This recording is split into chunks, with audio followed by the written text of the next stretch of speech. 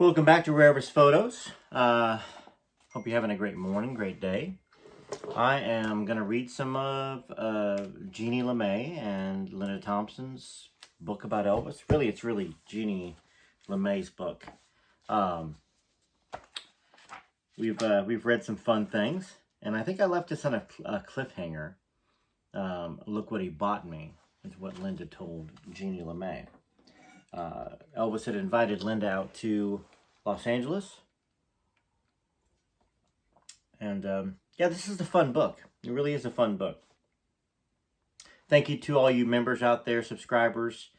Super thanks that just came through. Let me go ahead and shout y'all out. Appreciate that. Let's see.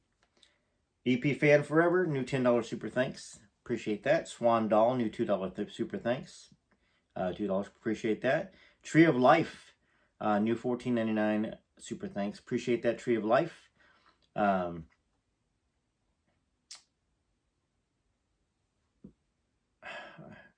Tammy?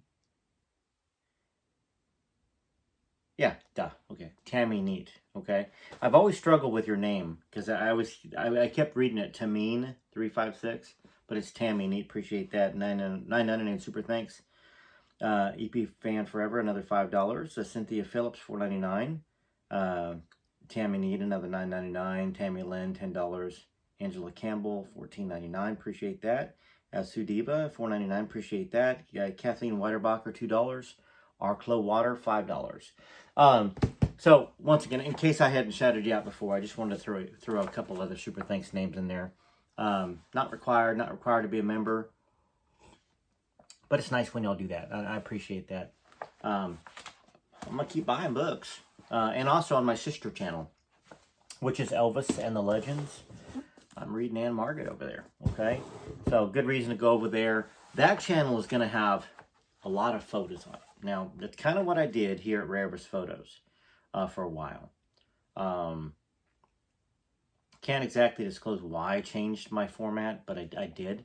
But I think it's very important to have those photos, to look at those photos, maybe photos you haven't seen in forever. Maybe you've never seen them, and they'll be over there. I'll start doing some photo videos over there, as well as reading other books, legendary figures like Anne Margaret. All right, so let's get to it. All right, the two of us agreed that he had to be the most unique man on the planet. And look what he bought me, she exclaimed as she held out her hand. She had on a gorgeous emerald and diamond ring and bracelet to match. Isn't he sweet? He knew it was my birthstone. She told me that Elvis had wanted to join him again, this time in Vegas for a 4-week concert there. Now that changed everything, of course, where the clothing was concerned. There we were, back to dealing with clothes again.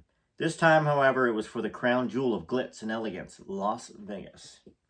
Linda told us that Elvis had already told her not to worry about what to wear. He would suit her up when they got there. Now, telling Linda Thompson not to worry about what she was going to wear to Las Vegas was like telling a banker not to worry about a stock market crash. Well said there, Jeannie. We went into panic mode all over again, though not as much this time. We didn't have to worry so much now about whether Elvis was going to like her. He had invited her to go with him again, so obviously that was not a problem. We finally managed to get her ready to go and made another sad trip to the airport to see her off again. She looked stunning as always in a low-cut green dress. As she once more boarded the plane and waved goodbye. She would be gone for about 4 weeks this time, the entire duration of Elvis's run in Vegas. I again received her regular phone calls, allowing me to live vicariously through her many adventures while out there. Now, just like in LA, she had a wonderful time. I couldn't wait for the phone calls that kept me updated on her latest experiences. She told me one night that she had gone along with several of the wives and girlfriends to the most fantastic dress shop called Susie Cream Cheese, where she had bought a number of expensive and appropriate outfits for Vegas. Anybody ever go to Susie Cream Cheese when it was open? I don't think it's still in Las Vegas. It could be. Realized I was over on the side instead of in the middle of the camera. Well, whatever. This chair just keeps rolling over there. I wonder if there's any photos that go along with Susie Cream Cheese, this Las Vegas. If so, I'll show you.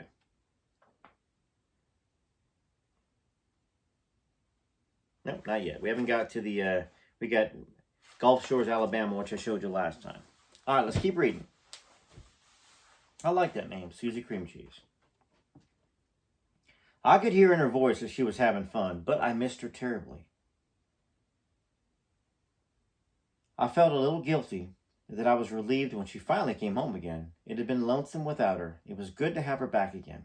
Now, I spent the next few days again peppering her with questions about what it had been like, wanting to know all the details about everything. I stayed away from the obvious question this time, though, figuring that if she wanted me to know, she'd tell me. One night we were getting ready for love. For love. My goodness. That's the next line. One night we were getting ready for bed, and she looked at me and in a teasing sort of way asked, "Do you still love me?" "Of course I do, you silly thing. Why do you ask that?" "Well," she slowly replied, "I've been had." It took me a second to realize what she was saying before I screamed, "Linda, this wasn't any Joe Schmo. This was with Elvis Presley. I knew it was coming, but I just can't believe it. What in the world was it like?" "Well, I'm not sure I can explain it," Linda said. "I mean, it was wonderful and great and all, just like I expected it would be, and he was so nice and gentle with me. But I'm worried that I'm not what he's used to, with all the movie stars that I'm sure he's had. This was my first experience, and I just want to make sure I know how to please him."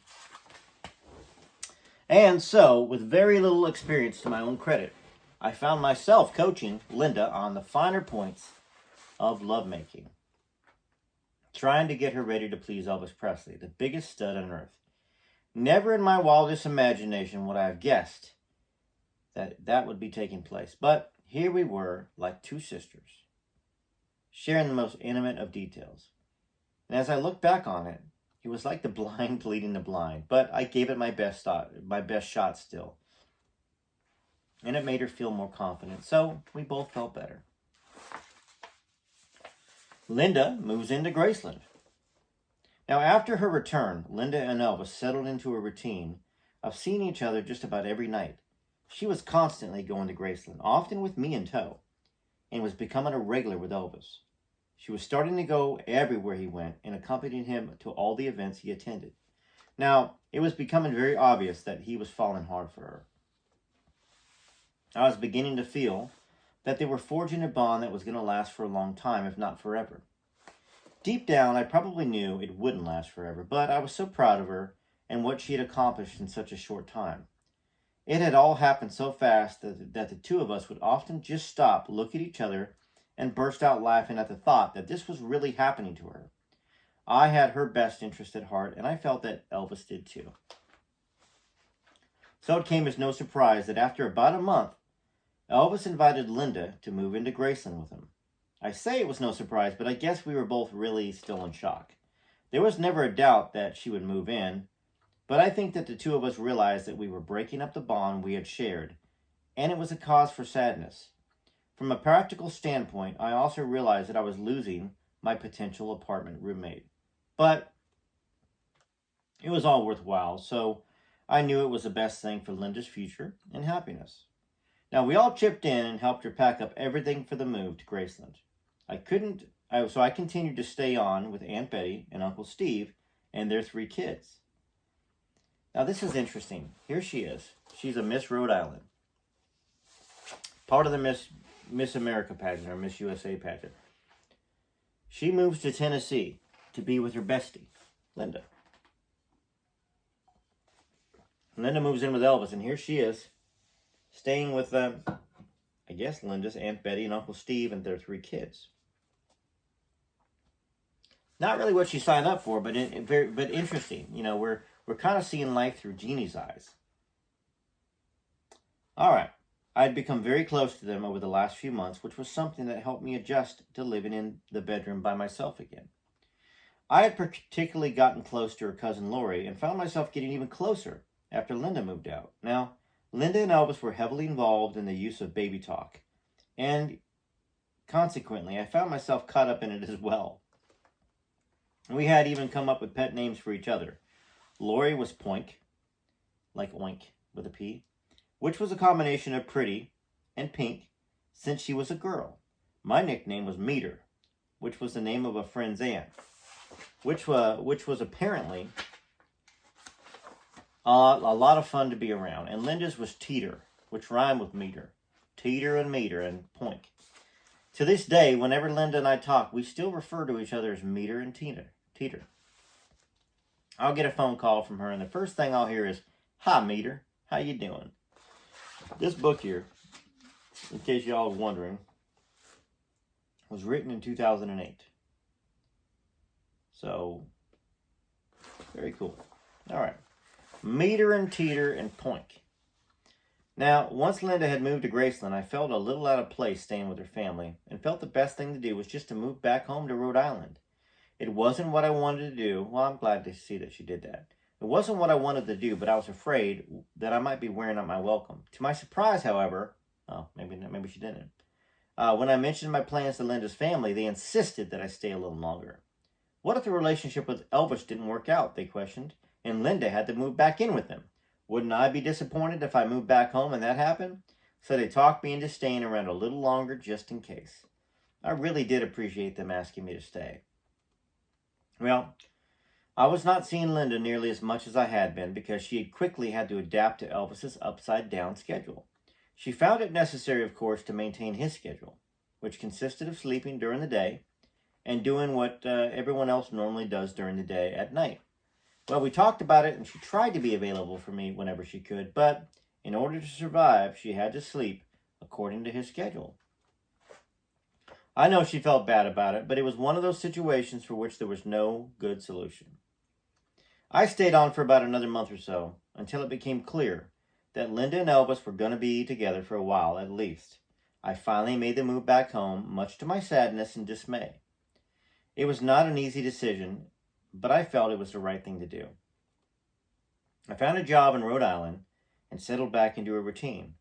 See, my family had a homecoming celebration for me and tried to cheer me up as much as they could. But Linda began calling me at all hours of the night and day. She would call me from wherever she was and Elvis were while they were on tour to let me know what was going on with her. She told me that the two of them were happy every minute of the day, and she said she never left his side. She seemed to be very happy, and in turn, well, that made me happy as well. Meter and Teeter and Poink. Very Tennessee baby pet names there, huh? How you doing, Poink? I'm doing good, Meter. How you doing, Teeter? Oh, I'm doing good, Poink. Excuse me. Well, I missed her and her family terribly. I knew she was what she was doing, and I knew she was doing what she wanted to be doing. That's a tongue twister. And that helped me rationalize things somewhat. So I wrote to her family, and they wrote back, and it was better than nothing. About a year had passed. Linda called me and told me that Elvis was going to be doing a show in New York, and they both wanted me to come join them there. She said that Elvis would arrange for me to stay in the same hotel where they would be staying. And she said that she had missed me too, and was looking forward to us getting back together again. Well, I was so excited at the thought of seeing her and Elvis again that I took a train to New York, which was my first train ride ever, and then took a taxi to the hotel. Seeing Linda again was just incredible. We cried and hugged and carried on, and within a few minutes, it was like we had never been apart for that whole year. I know the guys with Elvis got a big kick out of watching both of us, because we just acted up and made a big scene out of it all. It was just such a thrill seeing her again. We couldn't control ourselves, and we didn't care what they thought. I met Elvis in his suite, and he looked absolutely gorgeous. I was once again totally captivated with how good looking he was. I remember walking into the suite, and he was sitting on the couch, dressed in a karate outfit, eating some green grapes. He got up and gave me a big hug and told me how much Linda had missed me. Hearing it from him made me feel so much better. So, after getting settled into my room, Linda, Elvis, and I were just sitting around talking in their suite.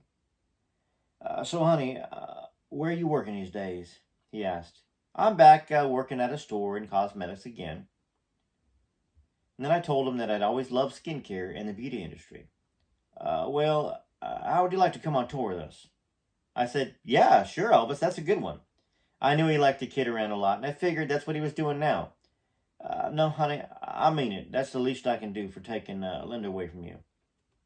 At first I laughed, Still thinking he was kidding, then I realized he wasn't. I'm serious, he said. It's a 10-day tour, and we'll get you your own room and all, and your some clothes on the road and everything. It'll be a lot of fun, and you and Linda can talk about old times. Well, I was ecstatic, to say the least. So I called my employer and told them I was sick, and didn't know how long I would be sick for, and before I could make it back.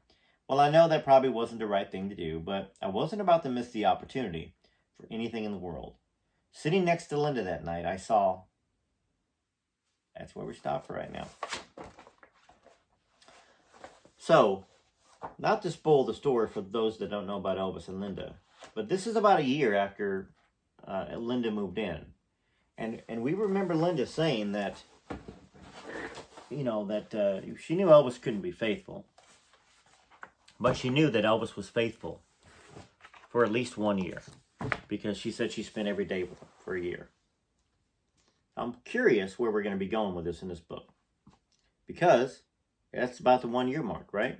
And Elvis was bringing her on the road so Linda could spend time with Jeanne. What would Elvis be doing? You know, I mean, I'm just curious if maybe some things are on the rocks at that point in time, or if she became more like a nurse.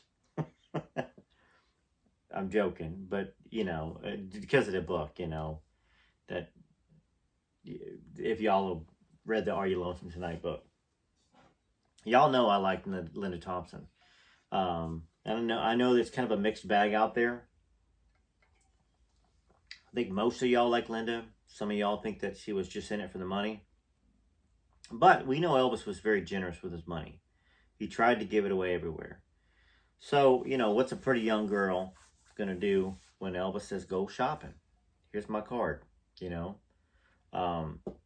She's going to do it, right? I mean, I couldn't blame her for it, right? Because, I mean, Elvis, in a sense, was rich beyond their idea of rich, in a sense.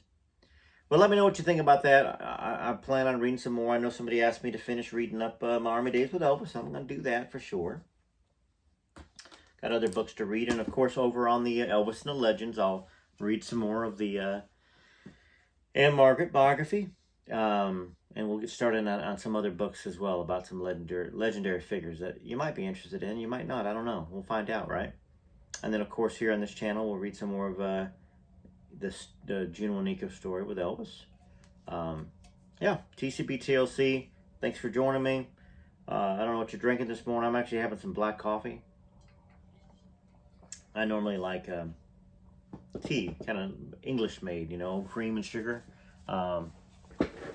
I've kind of got, my wife loves lots of sweet coffee. I mean, she, Starbucks stuff. You see, I've got some cups down here. Whenever she gets Starbucks, she buys me one, and I begrudgingly drink it.